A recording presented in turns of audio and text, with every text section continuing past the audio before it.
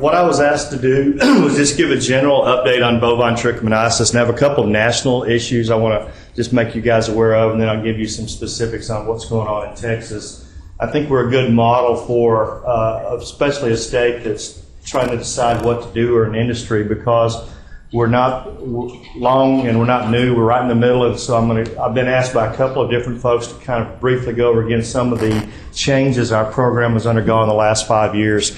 So we'll start off with just some information. I was asked to help participate in this process, and from USDA Veterinary Services perspective, they're creating some more modules for accreditation, type 2 accreditation. One of them will be a trich module. And I'm assuming everyone knows what trich is, venereal disease of bulls. I think everyone here knows that, so I'm not going to take any time. I'm kind of limited on time. So this is kind of interesting. Many of the states that have a trich program have a requirement to train veterinarians to participate in that, because the collection process can be a little bit tricky, no pun intended, in the shipping. So I think one of the things each state's going to have to do when they evaluate this module is this going to be okay, as will this comply with their requirements for vet training? I would say in Texas right now, we're going to have to think about it.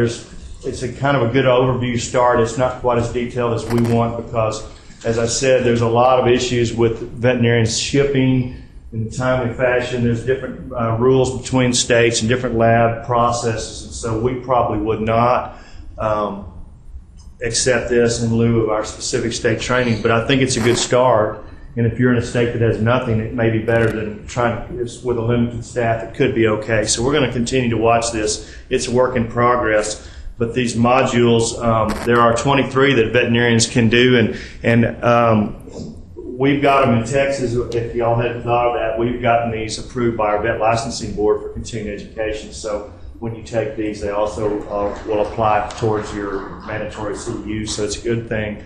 And I took the first 4. I just started last year. I learned some stuff I didn't know. I thought I knew a lot about the SDA program. So we're hoping that the trich module will be of benefit. And again, I was one of like 20 reviewers. I don't take ownership. In fact, I had nothing to do with starting it. I just helped try and fix it at the end, and it's okay.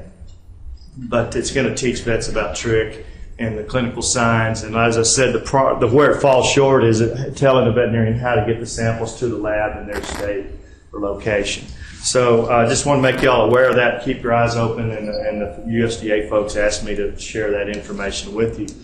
The second thing I want to talk about is a resolution by the Western States Livestock Association, which is generally like the Western region of USHA, plus all the states from North Dakota to Texas, that line straight down. So it's bigger than just the Western region of USHA that y'all may be familiar with. But these, for the most part, these are the states that have had long-going trich programs, starting, I think Idaho might have been the first in the 80s, and then quickly thereafter, basically every state that has a lot of public grazing implemented trich programs, because you had multiple owners of cattle with no separation, and so one guy's bull was infecting another guy's cows, or vice versa. So you see these western states. So these are the states that have the most experience with a program regarding trich, and so I hope they have some credibility to our neighbors to the east and the northeast, that in the south, that maybe are either slow to have a trich program or just kind of get started. So we feel like it was our duty to be the leaders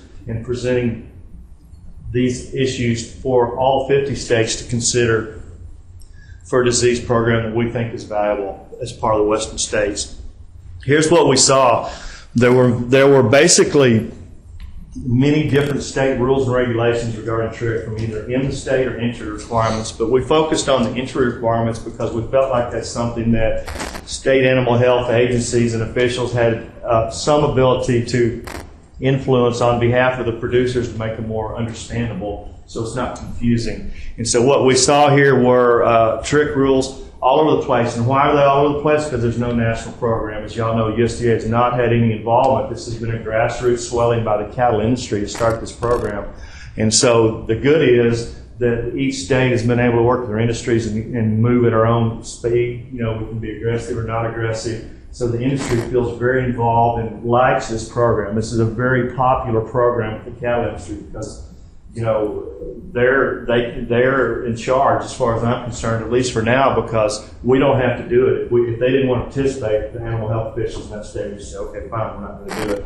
And that's what's going on right now. But we do have some obligation to those producers to try and make it as easy as possible to move bulls, primarily move bulls across the state line in regard to trick rules. There are a few states that have female cattle regulations, but for the most part.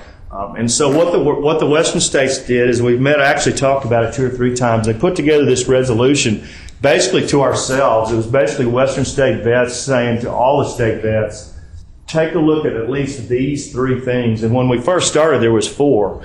But here's the 3 things that we felt like we could probably get in better alignment. Virgin bulls, what's the age? Many states accept virgin bulls in lieu of a test up to a certain age, and it's anywhere from 12 to 24 months, all over the place. And so we just all kind of agreed, let's make it 18 and be consistent. There's no right or wrong for that. Negative trick test valid for 60 days. For many of us that started and were thinking brucellosis days, those tests were good for 30 days. And I don't really know why those tests are good for 30 days if you think about it. It didn't make any more sense. But we realized very quickly that for a trick test on a bull, 30 days wasn't always long enough because especially purebred breeder type bulls, you test the bull, it takes a week to get the results, another few days, and they go to a special sale. And if they didn't sell for some reason, or they were delayed in shipping that bull to another state, the test had expired. And so this is one of the first things we were asked to do by the industry is if the bull's been standing in a pen by itself for the last 45 days, why is the test not still valid? Because it's a sexually transmitted disease. So there is a lot of movement and a lot of consensus just to make it a 60-day test. You know, obviously the longer you go, the more likely the bull didn't really stand around or got out or they lied to you. But we felt like this was a good concession. And then accepting the single PCR as the test for interstate entry. There are still some states that require cultures. And I think this group is basically telling everyone we are comfortable with the PCR. It's a really good test. We believe that should be the standard for movement. There was a 4th bullet point up there, which is pooling samples. And there's a lot of folks that believe pooling samples is okay, but there was a few that weren't sure or they felt like the science was not out there yet. So that was not included in the resolution. But I would tell you that most state vets in these western states accept pool samples at some level. You basically lose just a little bit of sensitivity but if you have the lab pool it instead of the vet pooling it at its clinic and then shipping it, it seems to work almost as good. I think it's fine, but there were some states that had real heartburn about that, so it was not part of the resolution. But if anyone was curious, Texas accepts pool samples. So here we did a survey, and we realized right now, this is just kind of walking around information, there's 28 states with trick rules right now out of the 50. And it's generally a movement from west to east. The farther east and the farther north you go, the less likely. The southern states, for the most part, do have rules, with the exception of Florida, which there's no explanation for it really, other than they just don't have it. I don't understand it. But because what's happening is, if you are a state without entry requirements, you become a dumping ground for other people's known infected bulls. And a vet, in good faith, a vet would not write that kind of a health certificate, but the vet may not know that they're exposed. And again, and also if you're in a state where you don't have a program, you don't have to report it to anyone. And so trick bulls that are tested positive in Florida, they don't have to do anything with them. They can do whatever they want with them. So you're setting yourself up. And a state vet told me last night, he's not in the room, he doesn't have rules. He goes, we don't have any trick in my state. And I'm like, yeah, you do, seriously. This is a venereal disease. Cattle move all over the United States every day. Every state, maybe, I don't know, Rhode Island might not, but probably every state has trick. And so that's a naive position. But again, understanding that state veterinarians are directly influenced by the cattle industry, usually this is an opportunity for state vets to go back, we believe, from the Western Livestock Association and raise the issue. And truthfully, starting entry requirements, it may seem dumb in a way to start an entry requirement without an intrastate requirement, but it would be easy to do and get the dialogue started, and the industry may realize later, okay, now we better make sure we've got something inside. But here's kind of where the states are at. 28 with trick rules in relation to the harmonization. There were only 6 that had all 3 of those criteria in place. 22 were not. But of those 22, 5 have already started rulemaking, and 6 are not. But 11 more are going to. So 16 of those 22 are going to try and harmonize this, which I think is consistent. So that's going to mean that we're going to have almost half the states have agreed without national guidance or direction on their own to consolidate and make our rules consistent. So it's a good start, and truthfully, these are the main cattle states, to be quite honest. And you can see here, everyone, the virgin age, a lot of them we're going to have to change that. The test validity, and then the PCR, that's probably the least popular of the 3, and I don't understand it because doing 3 cultures, which would be the alternative, a week apart, and then regulating veterinarians to make sure they're doing it properly in their clinic, it's just a problematic thing. So I think Texas, and I'll mention where we're at on this in just a second, but I think this harmonization is a very nice start. So Texas, so I'll finish up with what's going on in Texas. So our program is exactly 5 years old versus some of the western states are 25 years old. So they're kind of set in their ways. Then you got the eastern states, you got some Ohio, I think they just put their regulations in last month. So there's a variety of experience and maturity of programs. Ours, as I said, is industry driven. We basically stole the ideas from other states to get started. Why not? And we're not trying to eradicate it at this point. There's just too many loopholes. We did require vets to be trained, and we did identify official labs. So here's our entry requirements. We already knew this. We changed ours. We started 30 days, and we'd already changed ours to 60. And we already went to the PCR. So Texas has met 2 of the 3 harmonization guidelines. Our virgin bulls, though, our industry kind of felt like it's like buying a car and saying, have you ever wrecked it? And the guy goes, nah, I've never wrecked a car, or whatever. You're a buyer beware to start with. And our industry, after about 2 years, just said, to heck with this virgin deal. Let's just say old bulls have to have a test and young bulls don't. And they picked 12 months, and it was simple for us. But we're going to propose to change that at our next meeting, just to go to 18. We'll take virgins under 18. We won't if they're over 18 months. And again, that will put Texas in compliance with all 3 of the harmonization suggestions. We will accept pool samples, and we have an exemption for like rodeo bulls or like a bull going to fair. They can come in as long as they go home and they don't breed anything. We also in Texas have kind of an unusual, I'm not sure all the states have this, but there are no international trick requirements. So if you're getting bulls in from Mexico or Canada, they don't have to have a trick test by USDA rules because there's no U.S. program. And so we have, a state can't exceed international entry requirements, but a state can require once they get there to do something. So in Texas, what we basically said, all right, we'll get bulls from Mexico or Canada that fine, they can come on in, but after they get to Texas, they have so many days to go get a test done. And that's something that we've done on our own.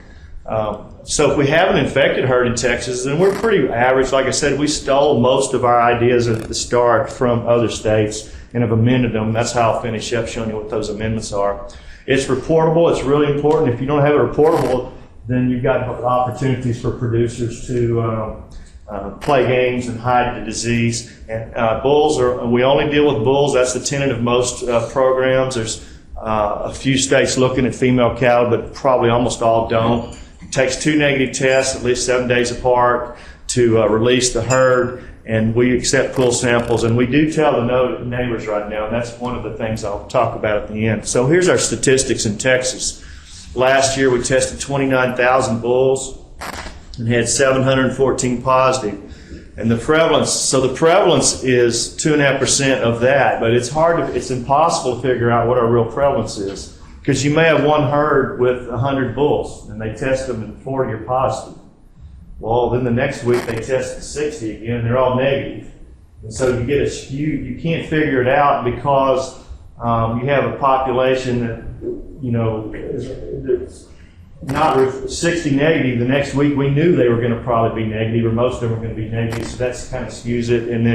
And so we have large, so we don't really know what our herd prevalence is, and I don't think anyone really does, other than South Dakota would tell you it's 0 because they didn't have a one infected herd last year. They blamed that on Indian reservations, so they would tell you. But for most places, I'm going to guess if you just tested all then there's a difference in all the bulls and all the herds with the bull. That's not the same as well. But I'm going to guess we're in the 5%, 5 to 7% of our herds probably have an infected bull in them if we just did it. There's no way to pull that off. And then it's even skewed farther by the fact we have certified free herd concepts, and we have really well managed herds that retest their bulls every year, and they know they probably don't have trick, but they never know if a neighbor's bull will get in or a cow or whatever. And so we have a lot of really well managed herds that are negative because they're really well managed, and so that lowers that number. That's why I would tell you I think somewhere between 5 and 10% is probably the right number, because the lower or less managed herds are less likely to have a vet come do a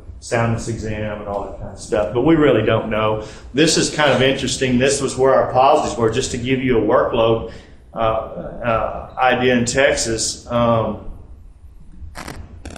We have right now, checked for, I left you on Monday, 129 herds under quarantine in Texas. That kind of gives you the idea of, and this just shows you where they're at. And I don't think you can put any, people have tried, and I know some of the academic folks have tried to say, well, let's look at the distribution. I don't think you can do that because it's a truthfully, for the most part, it's the distribution of folks that want to have, that are concerned about trick and want to manage their herd well. And it doesn't really, there's nothing to this, but we went ahead and did the exercise anyway, and you can see they're all over the place, and I think that would be the case in most states. What do I have, 5 minutes? How long do I have? 8 minutes, okay. So I'm going to finish up. A couple of folks asked me to do this again, and if you're in a state that's going to go through programmatic consideration, this is like a history of what we've done the last 5 years, and you think about it as, well, we'll just start a program, but when you get to it, it's all those little details that we couldn't remember. So you start off, we had to create a test chart. We had to create a virgin certificate. We had to create a special virgin certificate because we have a lot of Brahma cattle in Texas, and they don't mature. A lot of the purebred Brahma cells, they don't even sell until they're 2.5, and they are virgins. And so we said, all right, in Texas, if we'll let you go up to 30 months if the vet will co-sign and say, yeah, he's telling the truth. You know, well-managed herd has a vet relationship, and the vets will go on the line and make that statement. And so I think we might be the only state that does that. And again, Brahma cattle, you know, they're just not ready to breed until they're older. So we have an older version. We had to create a form, epiform, and a permit to move untested bulls. All the kinds of things, if you're in the TB or the brucellosis or pseudorabies or any other domestic program, you take for granted that the forms have already been filled out by the feds, basically at some time or another. And this is a real pain in the butt. I'll tell y'all, making forms is one of the hardest things to do because you think you got to finish and oh man, we forgot this or that. And so just making these forms, even though we copied other states, they weren't exactly right. And so it's a huge part of that. Here's just some of the issues, especially at the beginning. It took us 1 week because our original rules just said they got to go to slaughter, right? Well, it took us 1 week to realize people feed bulls in feedlots. So we had to figure out how to let bulls go to a feedlot, infected or not. Well, when you did that, we had to create a certified feedlot that agreed to follow the rules and make sure they didn't sneak the bulls out. We had other states that can we send our bulls that are infected to your feedlot? So we had to work through that. Cutter bulls, we had people that bought bulls and they castrated them. They might be 2 years old and they still castrated them when they got there. It's amazing how many there were like that. Cutter bulls were like, okay, well, as long as they castrate them, I guess that's okay. Then we had let infected bulls go through sale barns, out-of-state infected bulls go through our sale barns, untested bulls to be tested later. Someone could buy them and go get them tested. And all these things, the only real way and then the last year we let untested bulls be resold at another market, and that was for some sale barns that didn't have a lot of buyers. And I said, well, I promise I'll take it and then resell it at a bigger market, and then they'll either go to slaughter or someone will have it tested. All of these types of things we were able to do in Texas because we have an infrastructure on the ground. We have 70 livestock inspectors. They're always at a market, and so we're able to do that. So Texas has a huge advantage, and that keeps coming up time and time again. How can you manage any effective animal health programs? You need an infrastructure, not just veterinarians. These are not veterinarians. We're not the best at doing that kind of stuff. So I'll say that. We had to decide about 3 years ago we'd accept pool samples. First we said, all right, we'll let 1 out of the 2 tests be pooled. And finally, a couple of years ago, we said, if they're good enough, they're good enough. And so they can be pooled on both tests. The odds are if you pull a bull twice and you test him twice and he's negative both times, he's probably negative. And again, this is a control program, not an eradication program. And anyone that's testing their bulls to start with for management reasons is going to continue to test them. And so we rationalized why we accept pool samples for both change of ownership and quarantine release. Bison, we exempted bison primarily because there was a lot of trouble. But minis and exotics we did not, because we found, well, some like miniature breeds, they breed them the first calf heifers because they don't have calving problems. So we're like, okay. But we had to actually talk about that. Teaser bulls, certified free herd concept, we're only one of 3 states that have that. And I don't understand why, I think Colorado, y'all got it, Keith, and Oklahoma, but there's not a lot of involvement. But if someone wants to test their bulls every year for 3 years, and test their slaughter bulls and make sure they don't buy any cows that could be infected, and get this, why not let them do it? It's a marketing tool, and so we've set it up, and we have about 10 herds in Texas that are actually doing this, and it's a lot of trouble, but they look at it as another tool to say, look, my bulls are, not only are you going to require a test, I'm free, and it's like a gold star, and so we've got that in, but very few states have done that. When the tests don't match, we went 2 out of 3. Control herd plans, we got a lot of big herds. And when I say big, they might have 400 bulls, 5,000 cows. They go, we don't want to, it doesn't make any sense. They'd say, it doesn't make any sense to make me test them twice a week or a month apart, because when I turn them back out with my cows, there's still going to be some cows infected. So we basically just told them, all right, you're under a hold order, a quarantine, and we give you 3 years to clean it up. And we didn't make them retest their bulls again right away because they knew they were going to get reinfected, probably at least the first year or 2 till they culled all their open cows and did all the other things. That's worked very well for us, to be quite honest. We changed our shipping days from 96 to 120 at the request of our vet industry. We got some pushback, especially from the labs, but at the end of the day, there was no science. There's no science to say 96 was right. We just copied some other state that said 96. And my point was, well, how do you know it's not 144 or 72? We don't know the right answer. And so we felt like that if the samples were properly handled and they're incubated, the vet can incubate them before he ships them or gets them in quick. We just let them do it. Again, is this perfect? No, but there's no science to tell you what that right answer should be, so we accommodated our vet industry. Same with pool samples, and I've already mentioned that. And then we had bulls that went into a feedlot to go to slaughter, and then they looked really good when they got fat, and someone wanted to buy them and breed them, and so they said, well, can we test them and not put them in slaughter? So we were like, all right, so we had to have a permit and a process for that. Culture positive cows, we didn't think about that at the beginning, but when we get a culture cow, and occasionally you get that we had to write a rule that said that quarantines the herd, because before it was only bulls. Everything was talking about bulls only. And then last year we put this in, if you got a stray bull in your pasture and you want to catch it and test it and it's positive, we'll make your neighbor test. Before that, we would not do that. No one's done this yet. I mean, no one's found a positive bull, but that seemed to be, everyone always blamed their neighbors for their problems. So we said, fine, we're going to make your neighbor test. Well, we haven't gotten a positive neighbor yet, but I think at some point we will. And again, I'll wrap up by just saying we've got a lot of industry support because we meet once a year with the industry and we just go through all the discussions, their concerns, their ideas. We kick them around. If it kind of makes sense, we do it. If it doesn't make sense, we don't do it. And again, as I mentioned, we do have an infrastructure in Texas. So what's coming up for Texas, as I finished my last slide, we're going to have a stakeholder meeting in about a month, and this is what we're going to talk about. I'm going to tell those guys that we need to be a team player, and so make sure they're okay. The cattle industry is okay. We're going to change our entry requirement except for 18-month virgin, up to 18-month virgin bulls. So that's the first thing. That will pass. This is the next thing that may or may not pass. I'd say it's 50-50 this year. Do we require neighbors to test? If you got tricked, do we require your neighbor that's fence line adjacent? Because that's what everyone says. My neighbor's cow got over, my bull got over in their place. They always want to blame someone else. And so far our industry said we're not quite ready to be that regulatory, but the truth is if we want to make any progress, this is the next step for us, because at the beginning of every meeting they say, how are we doing? And we almost eradicated trick. And I'll say, you're not even close. No, we're not going to eradicate trick for 20 years, even if we made all these hard rules, but that's going to be a maybe. This is an interesting one. This is a South Dakota idea, and I don't know, Keith, if there's any other states, but I think it's South Dakota just says, why do you have an age on virgins? If they say the virgins, you take their word for it, you're taking the word for it at 18.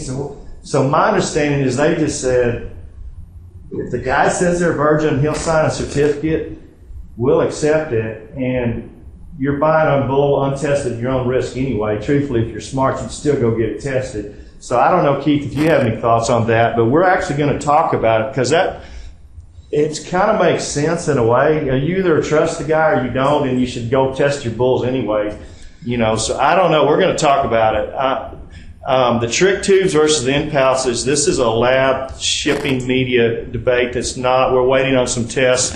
Right now we only use in-pouches, but these tubes, these transit media tubes, some people like them, some don't. The lab folks like them because the little tube that stands up, but we're not sure they have the same sensitivity or validity or whatever the word is. We're not sure they're as good, and so we have not allowed those. On the bison issue, I had the Texas Bison Association president called me and said, thank you for not making bison tests, but you're making bison tests from Mexico and Canada, and we don't think you should do that. And I said, well, why not? Why, if you're not buying international bison, you don't have a chute. And he goes, well, I don't think bison can physically get tricked. And I said, well, I think you're wrong. I think they can get tricked. But we went and did the literature study. There's no literature on bison having tricked. No one can find it. We're just going to have that discussion.